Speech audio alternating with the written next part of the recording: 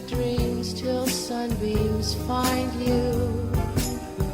Sweet dreams that leave all worries behind you. But in your dreams, whatever they be, dream a little dream of me. Good morning. You're listening to KSQD Santa Cruz, K-Squid 90.7 FM, streaming live at ksqd.org. I am Catherine Bell, and this is the Dream Journal, a weekly show where we explore the healing powers of your nighttime dreams through conversations with dream experts and with you.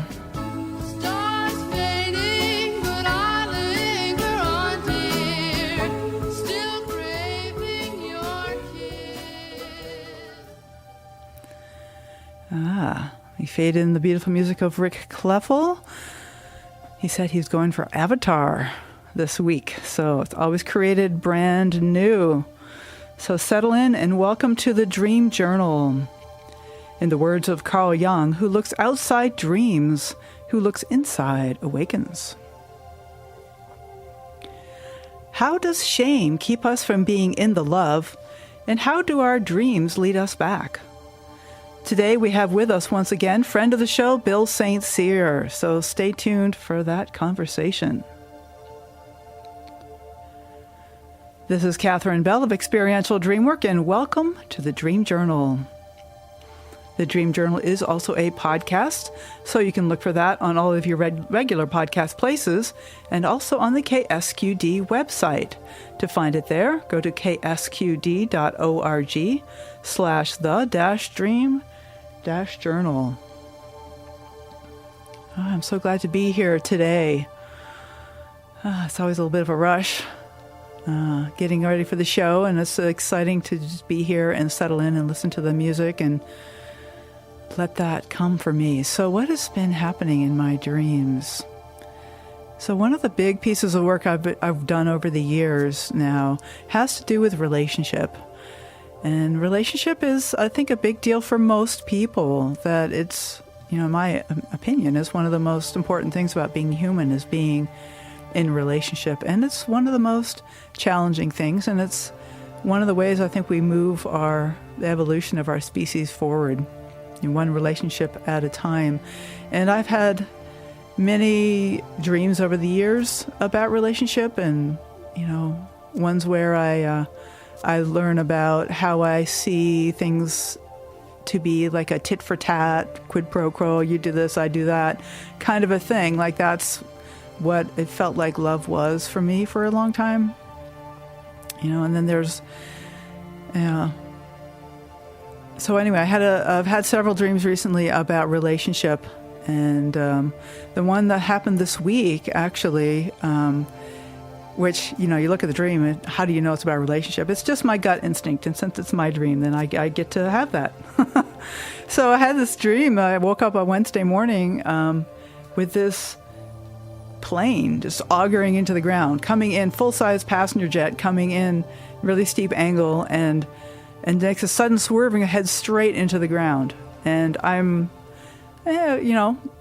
fairly close, but I don't feel threatened by it. I'm watching this going, wow, how about that?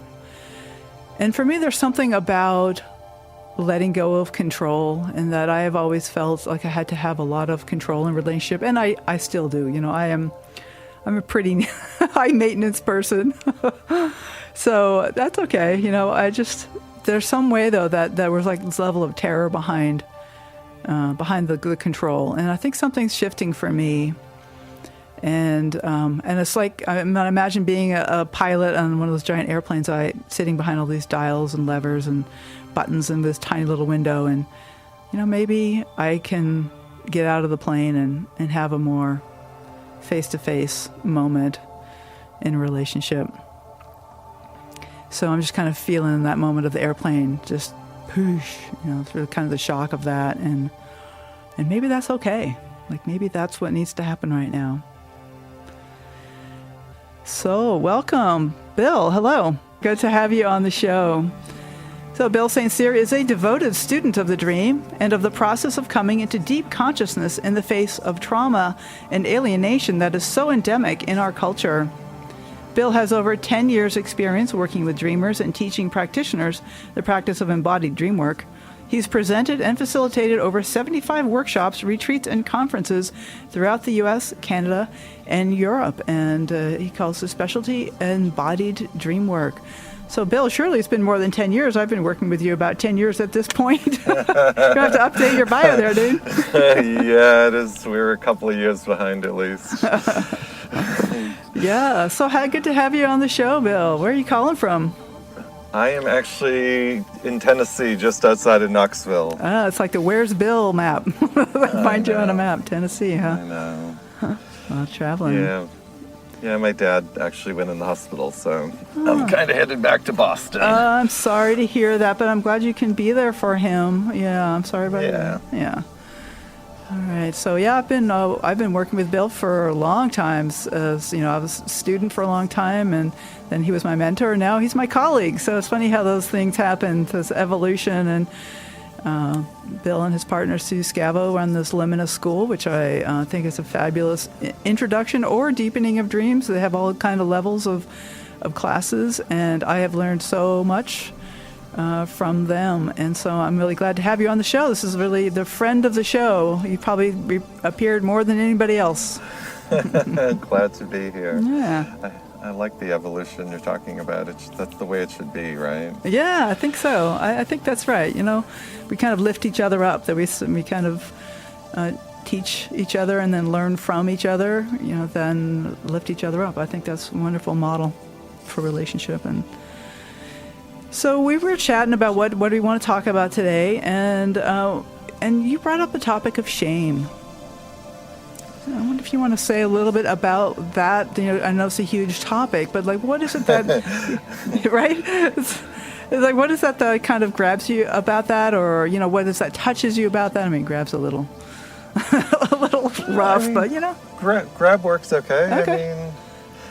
I think the thing that if you use that language, I like the language of why it grabs me, is because it's so common. Really, it's like amazing, really, how hard it is for people to let in love, and how many mean voices that people carry around, like how much basically internalized abuse or internalized beliefs that are really not very loving beliefs, and you'll really see it in people's dreams. You'll see how challenging it is to let in the love, how it is to ask for help, how it is to have our voice.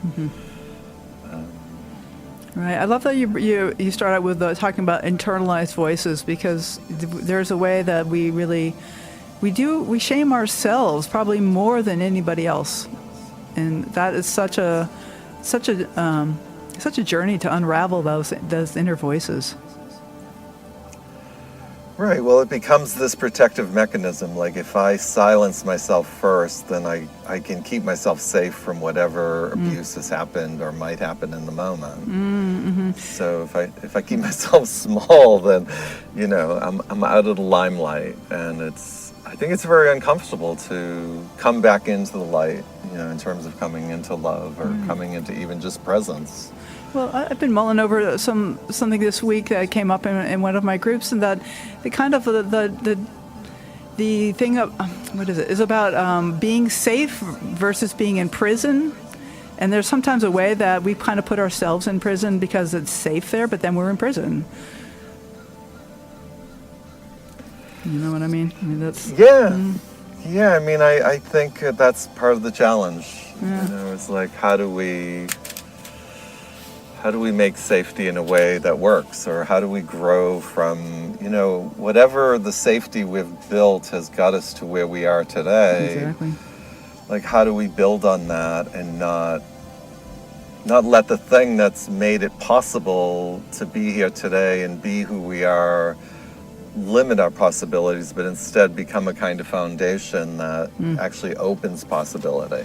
So I don't think you can throw the safety out or the idea of safety, but it's like, how do you build on it and have more choice in the current moment when that's possible. Right. I mean, it becomes this thing it can be a kind of a cycle where we're ashamed about our shame, and then it becomes Right. right. Like, how do we Right. have tenderness for the patterns that we're in that we know are not serving us anymore, but at some point they did, and how can we just have tenderness about that? And then we can grow beyond that, or like you say, build on that. Start with the Right. safety and then build on that. Right. Yeah, I mean, I think tenderness is part of that. Like, tenderness is part of the way that we can actually do that. Like, if we don't set up our emotional and spiritual practices as another test, like you said, another place where we could, mess up even in the place we're trying to heal the place we messed up or were messed up. If we start with a sense of tenderness, if we start with that possibility that, like, it's okay, it's okay to be wherever we are in the moment, and then can we allow enough, little bit of room around that to allow consciousness to grow. And in fact, those ways that we keep ourselves safe, and this is something I learned from you over the years, is where where our strengths are. Right. If we use our strengths to keep ourselves safe, so we don't want to throw away those and say, oh, well, I got to stop, taking care of everyone around me because it's not helpful for me right now, but maybe I just need to restructure that a little because it's something I'm actually really good at. Right. Yeah. Well, what's nice about dreams is that it gives us a way outside of, at least, on a conversational level. Of course, dreams aren't really outside of ourselves, but they give us a way to look at ourselves,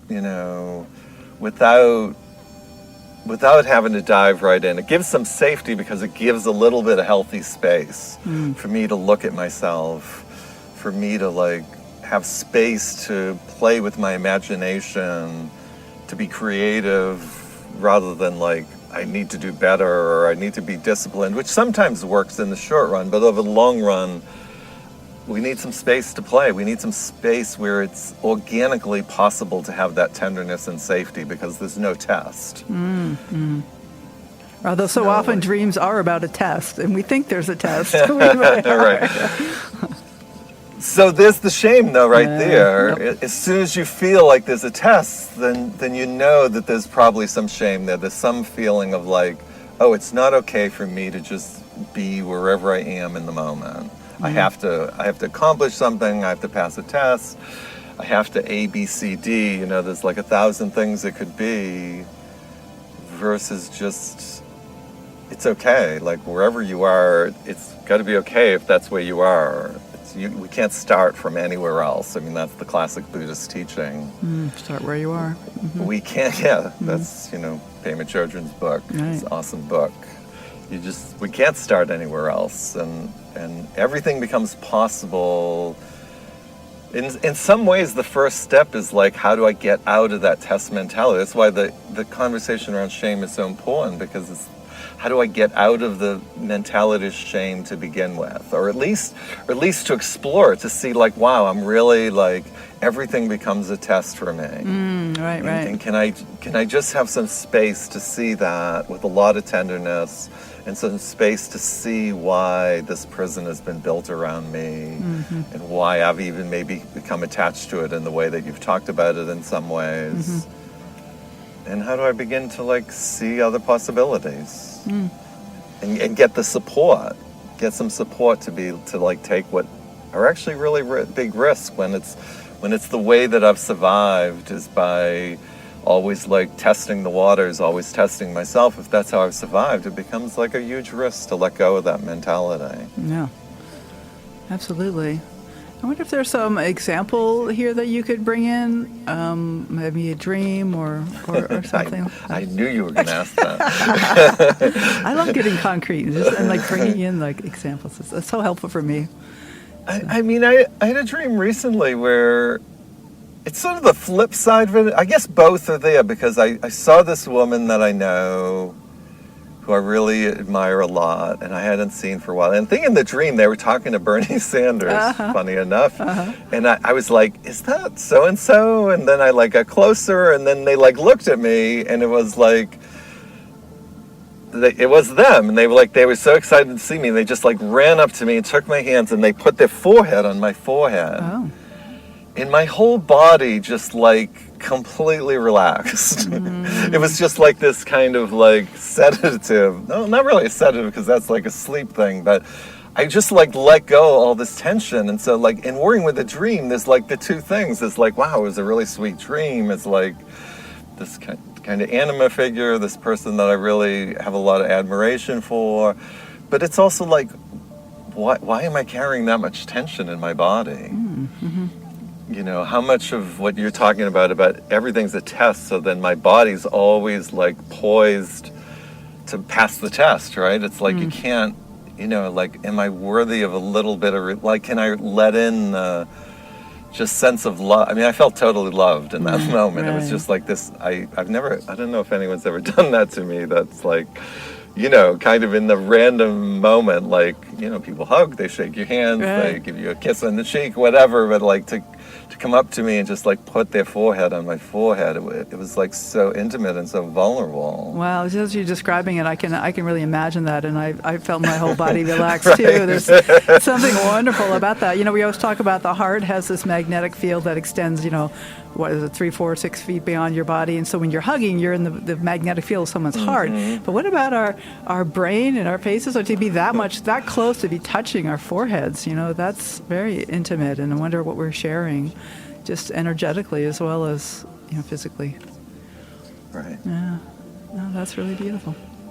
Yeah, and just like why, you know, there's just the question, like along with sort of the work for like letting in that love that I felt in the dream, and the sense of like peace or presence or, you know, relaxation, whatever I call it. It's also just that question of like, well, why do I walk? Why do I need that so much? Like, why do I, you know, like we had a thing with the clean feed opening up the show today. I'm like sitting here great, like, you know, like, which on one level it's like fine, like I'm trying to solve a problem, but why does that become, like for me anyway, and I think this happens for a lot of people, like something, I mean, what happens if I'm late or I don't make it, like whatever, it's not like a life or death thing, but like my body goes into a little bit of like, I gotta figure this out, you know, what am I doing wrong? Catherine's counting on me, oh my God, and it's just like, okay. It doesn't actually help solve the problem, you know, like it only puts me in a little bit of panic mode, and so I have to like stop and be like, yeah, this isn't a test. Right. So there's some shame there, the tension. I think so. Yeah. I think there's some like level of like, are we worthy enough to like have there be a problem without it being something that's so terrible. You know? So this is Bill St. Cyr. This is the Dream Journal. My name is Catherine Bell, and this is The Squid, KSQUID 90.7 FM, streaming live at ksqd.org.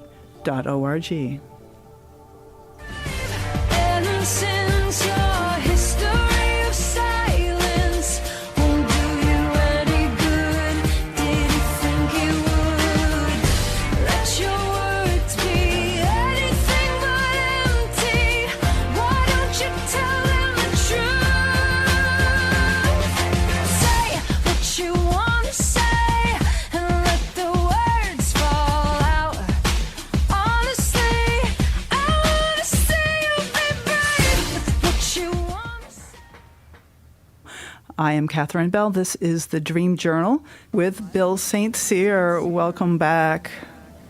Thanks, Catherine. So, nice to be here with you. Yeah, it is so good to be here. I wonder if there's anything else you wanted to follow up about what we were talking about there. I mean, I think in the original conversation that you and I had about this, one of the things that came up for me was that, like, it can be a framework. So for someone that's new to working with their dreams, it helps, like, we always go into, like, trying to interpret the dreams or figure them out, which obviously I think you and I both discourage in general. But it does help to have, like, a framework when you go in. It helps to have, like, a container, if you will. And this conversation, like, where am I in a place of shame versus where am I in a place of love is a great way to just, like, step into a dream. You know, like what's the feeling of the dream? Like, is it a place of love in some way? Or like you were saying, like, is it a place that's a test? Mm-hmm. You know, is it a place of shame? Is it a place of judgment? And how would the dream, if you want to play with the dream, like, how would it be different if I was in a place of love? Mm-hmm. You know, like, how would I be different? How do I play around with that if I'm in a place of love? Is one way to really kind of like explore, if you want to do some creative imagination, if you will. Right. And that's sometimes hard to get to, though, personally, that sometimes if I'm in this anxious place, that the best I can do is recognize that I'm anxious. It's a good well, there's the tenderness. So that's I think what you're saying is brilliant. Yeah, like, you know, so yeah, noticing where you're not in the love, obviously, is always a good, in terms of having being tender about it, like, rather than, otherwise it becomes a test, right? And in the love, how come I'm supposed to be in the love and I'm not in the love, and I'm trying to play around with it and I still can't get there, and oh my failure. God. Oh my gosh, yes, exactly. You know, one of my practices, Phil, that I really love is looking through a dream and hunting for moments of love, because sometimes we're just so focused on the anxiety, whatever we're trying to accomplish in the dream, that we don't even notice people offering help.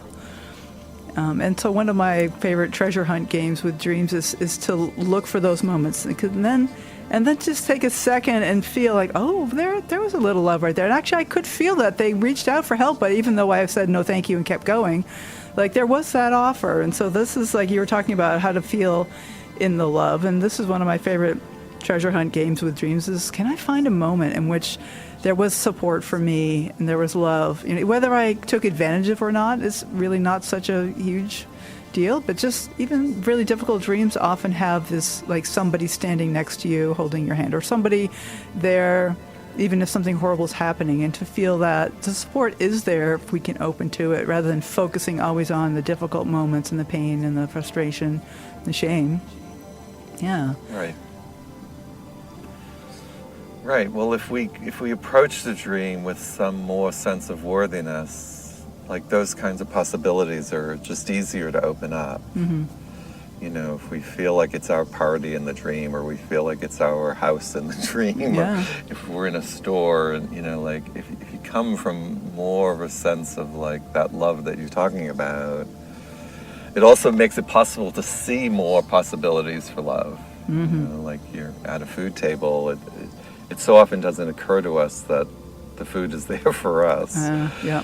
You know, we're in a store, it so often doesn't occur that the clothes are for us, or the house, we're in a house. It doesn't occur that, like, you know, what if it's a place where I could rest? What if this is my house in some way? Not in the physical sense that we often talk about in the world, but in the more emotional, spiritual sense of, could I be at home here? I love that. And instead of running around taking care of other people in the dream or whatever, to feel into, like, well, maybe they're all here for me. Right. Because pretty radical. It's your dream, after all, you know? It's your dream. So they are, in some sense, definitely all there for you. But we just forget that because we're so used to having to, you know, perform.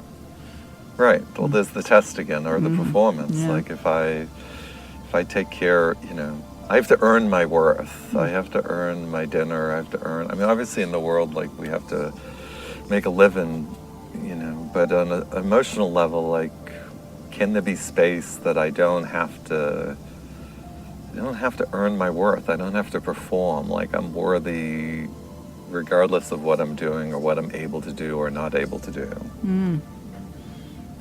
It's a pretty radical. You know, I think you know, just like, I mean, there's the whole family structure, but also, you know, capitalism itself, like the economic structure we live in, really, like, inculcates a culture of, you have to earn, you know, you don't have a right to survival. You don't have a right to a house over. You don't have a right to health care. Like, you know, like, there's all, you can get into the more political side of things, but you also don't have a right to love. You have to earn everything. Right. Well, I love bringing the societal level That's why I often think our dreams are kind of our way of moving society forward, one person at a time, one relationship at a time, one dream. But just I think Jeremy Taylor says that dreams are the workshop of evolution. And it's a whole not great. I love that. There's this whole culture that we're raised in. So there's particular families that we're raised in, and there's difficult situations and loving situations. There's a whole lot of variety there, but they all fall within a culture. Right. Right. And we're the family unit, like, learned how to survive the way they learned how to survive.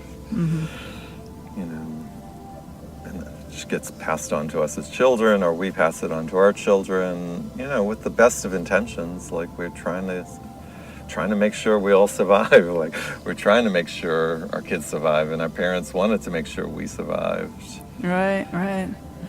But it's like, are we always going to live in that survival mentality, the performance mentality, that kind of earning? Everything is about what you can earn in order to get what you need. Mm-hmm.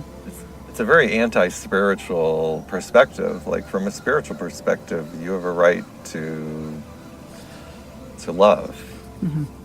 It's a birthright. It's an entitlement. It's a healthy entitlement. It's not like a narcissistic entitlement. It's like, we're all entitled to love. We're all entitled to, like, breathe. We're all entitled to relax.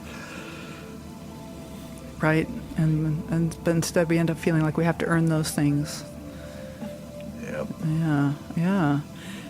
So one of the things I want to just jump in here. I've been reading about brain theory. Last time you were on, or one of the last times, we talked about psychedelics, and there's a theory that I've been reading about called the entropic theory of the brain, which says that usually in our waking state, the brain is a highly ordered system. I know you're interested in dreams and consciousness, so I thought I'd slip this one in on you. This is awesome. Yeah. Okay. Cool. So it's a book I'm reading by Lisa Barrett, How Emotions Are Made.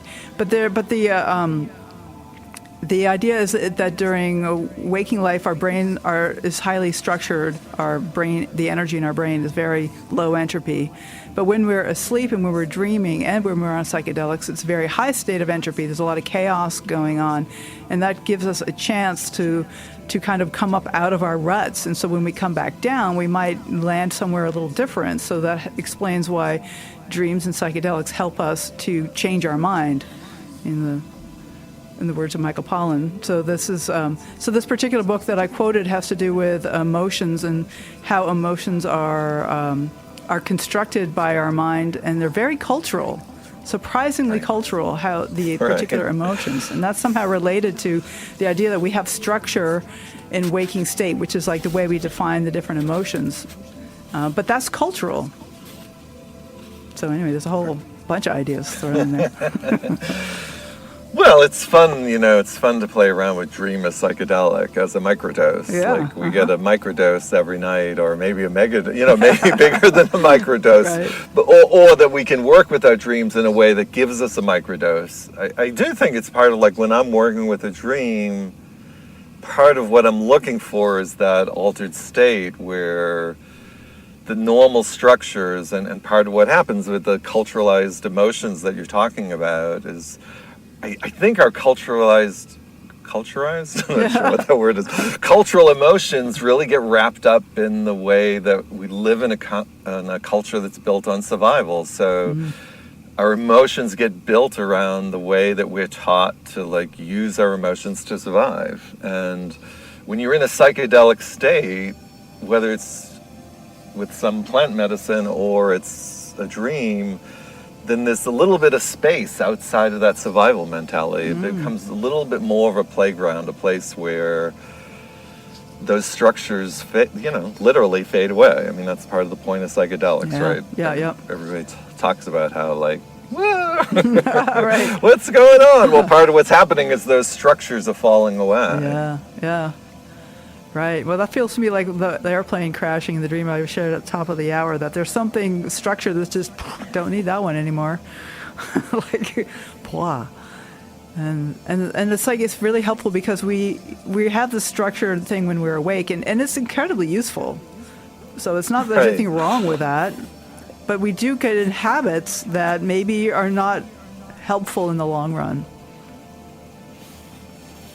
And the dreams and the psychedelics kind of, fluff it up a little and give us a chance to land in a different place. Well, I think they limit our sense of possibility. So they help us to survive, but they limit our... Survival is a very narrow scope of vision. It's very forward vision, it's very focused vision, it's very structured. I like the language she's talking about. It's very structured. You're like kind of like literally in a box, which can be very helpful in terms of like getting through the day. I can't, like in the middle of the day, I have to go to, or the morning I get up and I have to go to work. It's like, how do I do this? How do I, everything has to fall into place. The car has to start, or the public transit has to work. I have to get there. I have to get dressed. I have to look presentable, right? Right. I have to pass all these tests. I get into work. I have to look presentable. That's the first test, right? That's true. Then I have to do my job. Oh yeah, there's so much about life that is incredibly structured, and it is incredibly valuable. Like, I've often been amazed at how powerful my subconscious is at getting me through the day. And driving, you can have amazing conversations while you're driving. You don't even notice what you're doing behind the wheel, and yet you're totally safe because your subconscious is like, I can handle this. But as suddenly somebody jumps in front of you, then all your focus goes to that moment when you have to take the wheel and the swerve or whatever it is you have to do. So I don't even know what the statistics are, but probably 90% of the day, things are happening for me are automatic, and that's a good thing.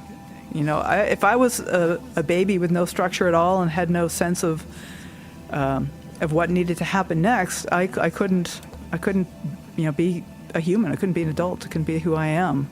And so it's incredibly valuable, and yet there's sometimes parts of that become a problem, and that's where dreams and psychedelics can restructure that. Like the relaxation you were talking about with your dream that you share, that the tension that you have is probably useful at some level, but maybe it's too much, and then the dream comes to remind you, like, oh, I don't have to always be so tense. Well, I think one of the things we struggle with in our culture is like thinking of like on a psychedelic level, like you can have the box, but the box the structure doesn't have to eclipse the rest of your experience. Whereas in Western culture, our minds work in a way of like that the box becomes that prison that you were talking about earlier. We don't see the possibility that structure could be a fluid thing. The mind is like you're either in structure or you're in the fluidity. Part of the challenge in working with dreams and part of the challenge in working with consciousness and healing in general is like, can we accept the fact that like we're embodied beings in this world, and like you're saying, we need that structure, but we don't have to identify with that structure. We don't have to let that structure eclipse all the possibility that exists outside of that structure or that can exist at the very same moment. I can be in that structure and also be totally fluid. I can be in that structure and I could theoretically at least be completely, like, the whole clean feed little crisis we had at the beginning, or I had anyway. I don't know if it was a crisis for you, but on my end, like, it's not impossible to like be in the structure of like, okay, Bill, there's a problem, and also feel a kind of fluidity about it. Like, okay, that happens for me sometimes. Sometimes I'll be in a crisis or a problem or whatever, and I'll have a certain energy that's flowing around that problem. Versus other times I'll have a problem like that and like the walls close in. It just becomes like this really kind of, like I was saying, this kind of survival, almost test mentality comes in. And it doesn't have to be that way. It doesn't have to be one or the other. We can have a structure and also be in relationship with that structure in a more psychedelic way. Interesting. Well, I'm getting the association that like in a psychedelic situation, you want some literal structure, some support, some safe environment, some setting and all that. But I'm also thinking that the structure in our life like allows us to like have this conversation. Like I had my own crisis before the show. It wasn't clean for you. I won't go into it, but there's always crisis. There's no shortage. No, there's no shortage of crises. But but that's getting that set. I kind of knew I'd figure it out and got through it. And we get here, and then all this structure that we have, the studio and the microphones and the timing and everything, and we get to have this conversation so that we kind of in some ways the structure can support this free-flowing fluidity and connection. Right. Imagine that. It's a good practice. It's a good way to work with dreams and to practice. Excellent. Yeah. I mean, I think a lot of indigenous teachers talk about reality in that way. Like I remember the first time like hearing an indigenous teacher talk about like having a relationship with rocks, you know, like again, our experience of reality is taught by the culture that we're brought up in. Like there are cultures that don't think of rocks as inanimate objects in the way that we think. I was brought up to think of rocks as inanimate objects. There are like cultures that experience the world around them, and so we could carry that over to like the studio and the microphone and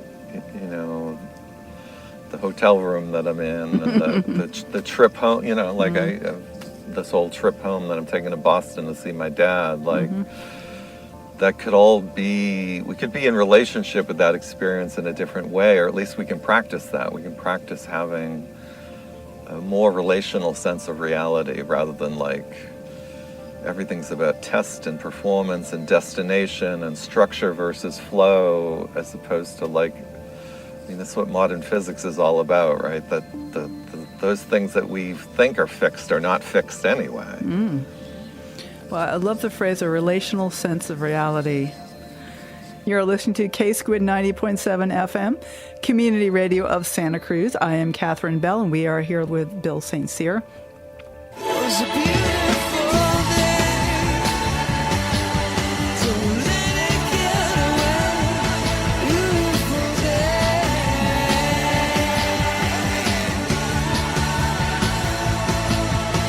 Touch me. Take me to that other place. Reach me. I know I'm not a hopeless case. What you done? So, hi, Bill. I love hearing about the 80s show, the 80s music. What was that? Something Without Guilt? That was funny. Yes, funny exactly. overlap. That is interesting how often that happens, those kind of synchronicities. Yeah, I don't know, the 80s, so like, well, what do you mean the 80s? What's wrong with the 80s? MTV was great, but shoulder pads, yeah, okay. Came of age in the 80s. Yeah, me too. Absolutely. I mean, even that song "Beautiful Day" you were just playing is probably an '80s song. I'd have to check that to be sure. It may be but so. I guess that's a U2 song from the '80s. Yeah, it's definitely U2. Yeah. So we have a phone call that's being processed right now. So Eric Nelson's going to come in after this. And of course, we have Krista Tippett right afterwards, which is always a very interesting show about reality. And it's all about reality. We got dreams, psychedelics, consciousness, trauma. 80s music. 80s music, woohoo! All right, so we have Christine, on line 2. Hello, Christine. Hi, it's great to be here. It's a wonderful show and a very pertinent topic. I so appreciate you're focusing on this shame versus performance and us questioning the culture. Yes. And also this idea of the dreams are there for us. So I have this little dream snippet that I think ties into all of that. In the dream, I have discovered that there's this apparatus that you can hook onto your leg and then like click a button and you get this like jolt and it forces you to take a step. Wow. And I'm all excited because it's like I found this answer to help me move forward kind of thing. And I get it all hooked up and I'm trying to make it work and it won't work. And then there's this really friendly being like, you can just tell, got this great energy, and the being says, I'm really glad that's not working out for you. Oh, really? That's hysterical. I'm glad that's not working. Oh my God, that's hilarious. And when I woke up from it, the few things I got from it were, yes, there was this way that I didn't feel, right? To me, this is like this shame around performance in a certain way that I didn't feel that I had it in me to take the steps I need to take on my own steam.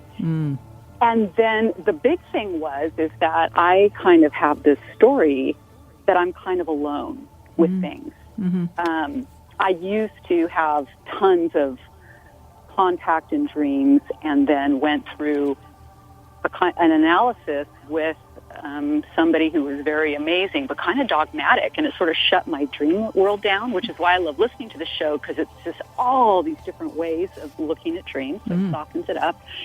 And so my feeling like, look, I have a friend in the dream world. I'm not alone. Like, and they're very kind to me. They're not shaming me. There's no criticism. It was just very gentle. So it was a great little dream snippet for me. Thank you, Christina. I love that. That does seem to really touch into what we're talking about here. The jolt. Like, maybe I don't need the jolt to move. Maybe there's something more natural that I can move instead of using this jolt. I don't know if it was painful or not, but it sounds painful. It was like literally an electric jolt. Like, why would I want to do that to myself? Oh, right. Oh, gosh. Huh. Yeah. Can I ask? Can I say something or ask? Please. Sure. I mean, I guess the first thing is just like a question. Like, so how was that for you at the end of the dream? Like, waking up, you said it was nice to have a friend. Like, so in the dream, like, was it a sweet moment in the dream, or were you confused in the dream, or like, what was it like when they said that they were glad it wasn't working? It felt kind. In the dream, I think I was a little bit focused on trying to get a result, which is telling. So I was frustrated at not being able to do this thing that I thought was going to help me.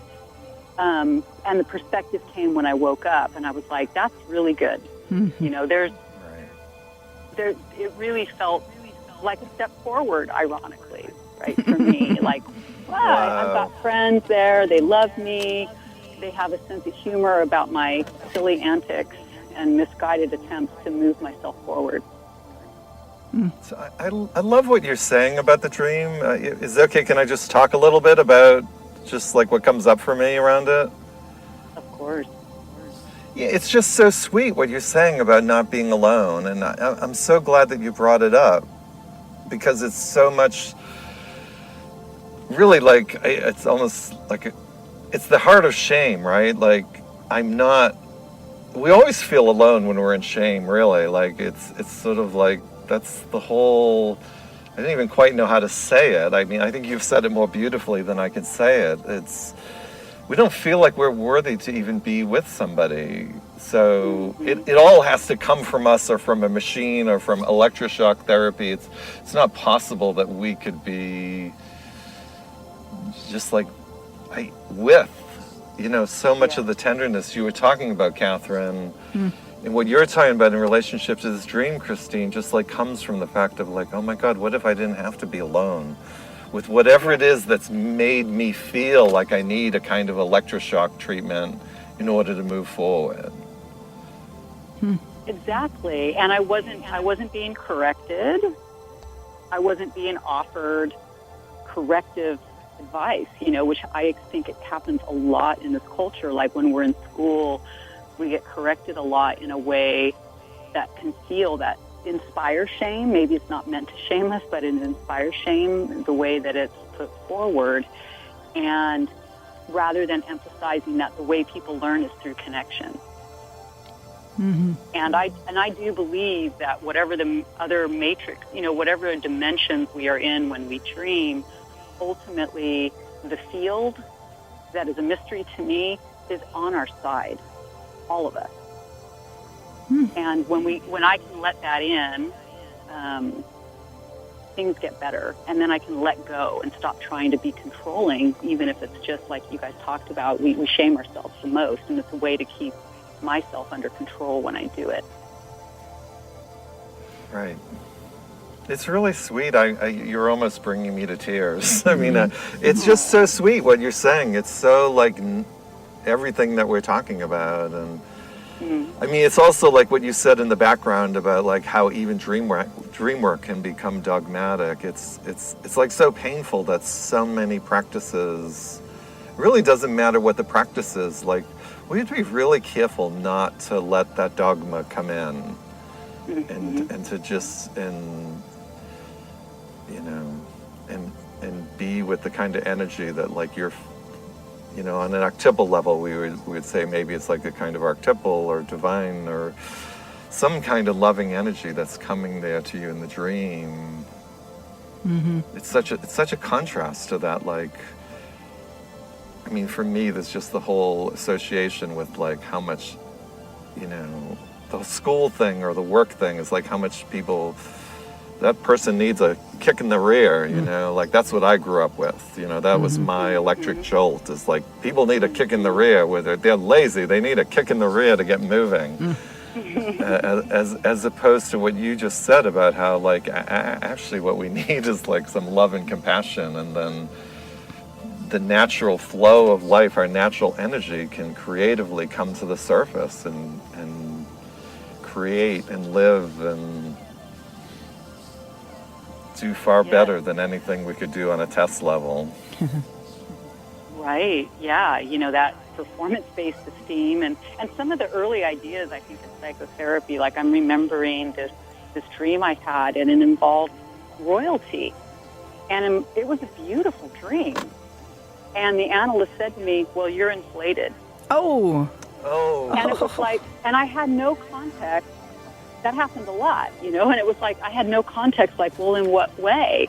So that, and I'm like, I want to be good, want to behave, I want to be good. So then it's like searching, like, well, how am I being inflated? How am I being too much and knocking myself down in a way that's completely out of context? Like, it's kind of like in church, where they're like, you need to be humble, or you're a sinner and you need to be good, and there isn't this like deep relational nuanced context of how we understand ourselves. And so through so many of these shows, Catherine, it's just I get to absorb all these different modalities, and it's very medicinal. And so it's just really enjoying this today. Oh, I'm so glad, Christine. Thank you. And there's a huge range of way. I just wanted to say that that there's a huge range of environments like families and churches and schools where some of them are supportive and some of them are not, and some are supportive in certain ways and other in other ways, and but wherever it is we find that we're shamed, because it sounds like that was you're inflated. Oh, that just hurts so much. That's like I'm hurt. I'm traumatized by that right now. That someone said that to you. Oh, I'm so sorry. Well, yeah, likewise. Certainly a life lesson in there, and many of us are waking up out of that. Out of certain levels of dogma. And one of my favorite words is to be a heretic, which I've told you before, Catherine, because a heretic means one who's able to choose. Oh, interesting. Yeah. I did not know. So, and so I think this is I did my master's thesis on that theme, and I think that it's just probably one of my life lessons to unbuckle this in a deep way. So I'll look at that whole journey through that analysis as a gift to really undo something that probably runs really deep. And Christine, I'd like to kind of take your dream on for myself. I think sometimes these dreams shared on the air have a collective aspect, and there's something like when I'm really struggling to get something to work, maybe it's not supposed to work. Like there'll be some support there for another way. Maybe it's just not, So thank you for that. Yeah. Thanks for taking my call. All right. Thank you, Christine. Take care. Okay, bye-bye. Thanks, Christine. All right. Beautiful. Wow. Yeah. Those are intense stories, the thing about being I mean, even if someone were to tell me that I was inflated, it's also just like even the way that something like that is said, to just say you're inflated, like an insult or whatever, like...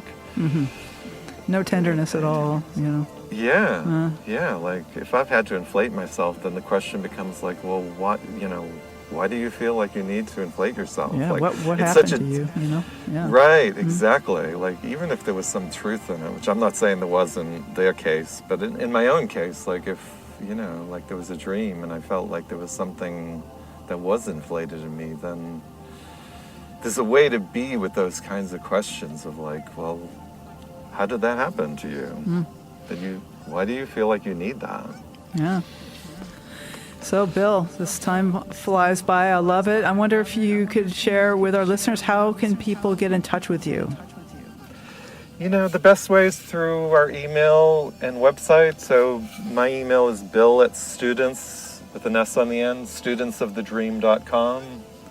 So if you're interested, we have ongoing classes. Sue has some creativity classes and a practitioner training, and I have an ongoing practitioner training class, and we both also do sessions, but yeah. Excellent, thank you. So I wonder, do you have any final thoughts that you want to share with the listeners, maybe some encouragement or ideas?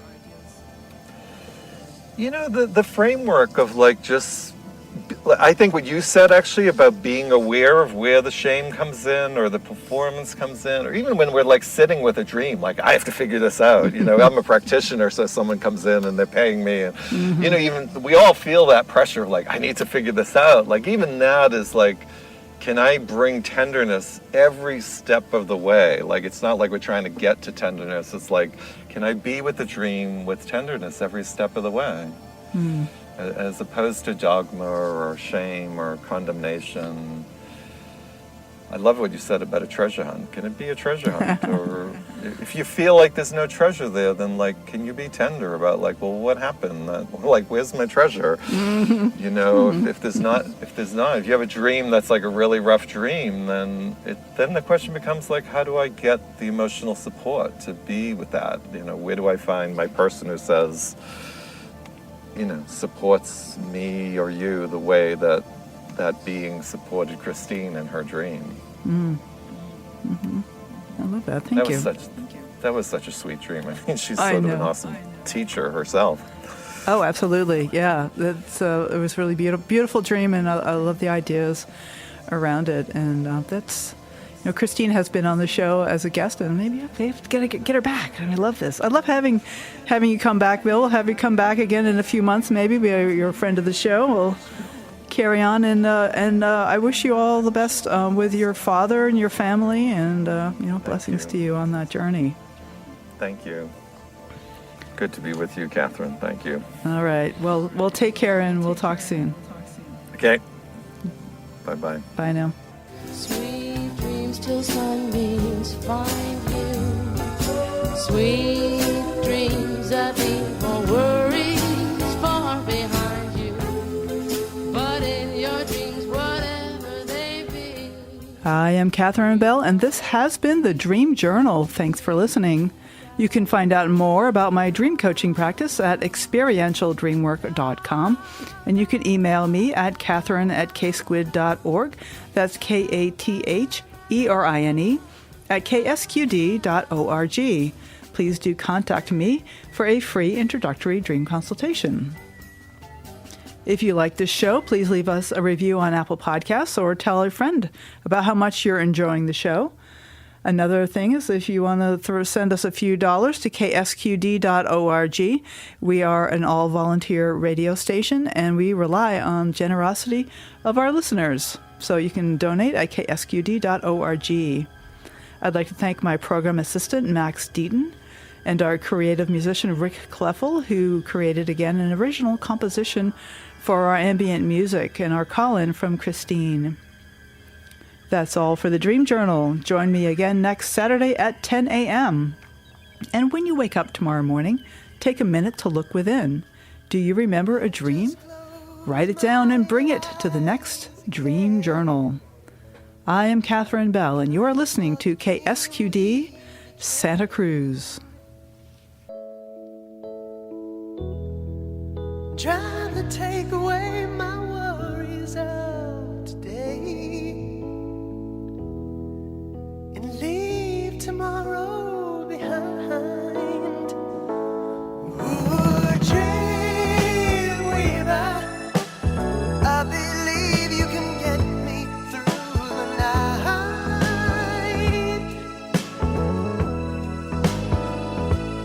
Ooh, dreamweaver, I believe we can reach the morning light.